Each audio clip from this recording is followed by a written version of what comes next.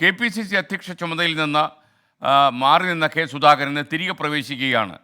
തിരുവനന്തപുരത്ത് ഇന്ദിരാഭവനിൽ ഇന്ന് രാവിലെ 10 മണിക്ക് നടക്കുന്ന ചടങ്ങിൽ ആക്ടിംഗ് പ്രസിഡന്റ് MM ഹസൻ ചുമതല കെ സുധാകരന് കൈമാറും. വിവാദങ്ങൾക്ക് പിന്നാലെ ഇന്നലെയാണ് ചുമതല ഏറ്റെടുക്കാൻ കെ സുധാകരന് ഹൈക്കമാൻഡ് അനുമതി കൊടുത്തത്.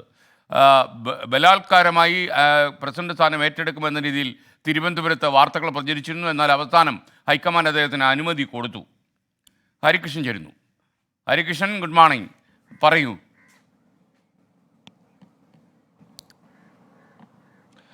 Good morning SKN. KPCC പ്രസിഡന്റായി കെ സുധാകരൻ വീണ്ടും ഇന്ന് ചുമതലയേൽക്കുമെന്നുള്ളതാണ് ഏറ്റവും പ്രധാനപ്പെട്ട ഒരു വിവരമെന്ന് പറയുന്നത്. കഴിഞ്ഞ ദിവസമാണ് ഇത് സംബന്ധിച്ചൊരു തീരുമാനം പുറത്തു വന്നത്.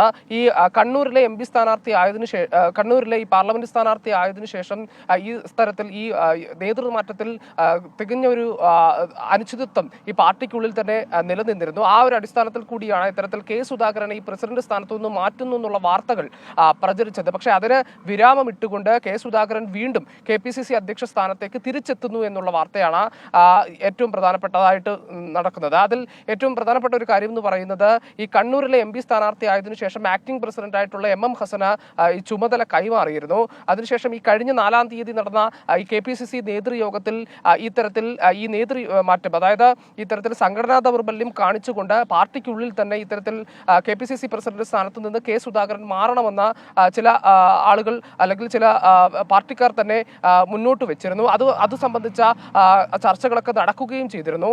പക്ഷേ ആ കാര്യത്തിൽ AICC general secretary Deepa Das Munshi അദ്ദേഹത്തെ അറിയിച്ചിരുന്ന പ്രധാനപ്പെട്ട ഒരു കാര്യം എന്ന് പറയുന്നത്, ജൂൺ 4 വരെ, അതായത് ഈ വോട്ടെണ്ണൽ ദിവസം വരെയും ഇത്തരത്തിൽ KPCC അധ്യക്ഷ സ്ഥാനത്തേക്ക് ആക്ടിംഗ് പ്രസിഡന്റായ MM ഹസൻ തന്നെ തുടരട്ടെ എന്നൊരു നിലപാടായിരുന്നു കേരളത്തിന്റെ ചുമതലയുള്ള AICC ജനറൽ സെക്രട്ടറിയുടേത്.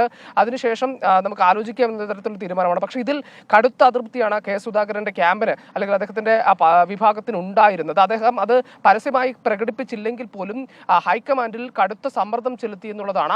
ഈ കടുത്ത സമ്മർദ്ദത്തിനൊടുവിലാണ് ഇത്തരത്തിൽ KPCC പ്രസിഡന്റായി അദ്ദേഹം വീണ്ടും ചുമതലയേൽക്കുന്നത് എന്നുള്ളതാണ്. പക്ഷേ ഈ അതൃപ്തിയൊന്നും പരസ്യമായി പ്രകടിപ്പിച്ചില്ല. കാരണം ഇന്നലെ തന്നെയും മാധ്യമങ്ങളോട് അദ്ദേഹം സംസാരിക്കുമ്പോൾ പോലും തനിക്കെതിരെ ഒരു പടലപ്പിണക്കവുമില്ല, അത്തരം കാര്യങ്ങളൊന്നുമില്ല, അതൊക്കെ ചില തൽപര കക്ഷികൾ പറയുന്നതാണ് എന്നുള്ളതാണ്. പക്ഷേ എങ്കിലും സുധാകരന്റെ ക്യാമ്പിൽ നിന്നും നമുക്ക് ലഭിക്കുന്ന പ്രധാനപ്പെട്ട വിവരം, ചില സ്ഥാപിത താല്പര്യക്കാർ അദ്ദേഹത്തെ മാറ്റുന്നതിനുള്ള ഒരു തീരുമാനങ്ങളൊക്കെ എടുത്തിരുന്നു, അത്തരത്തിൽ മുന്നോട്ട് പോയിരുന്നു എന്നൊക്കെയാണ് അറിയുന്നത്. ഏതായാലും KPCC അധ്യക്ഷനായി വീണ്ടും കെ സുധാകരൻ ചുമതലയേൽക്കുന്നു എന്നുള്ളതാണ് ഏറ്റവും പ്രധാനപ്പെട്ട കാര്യം.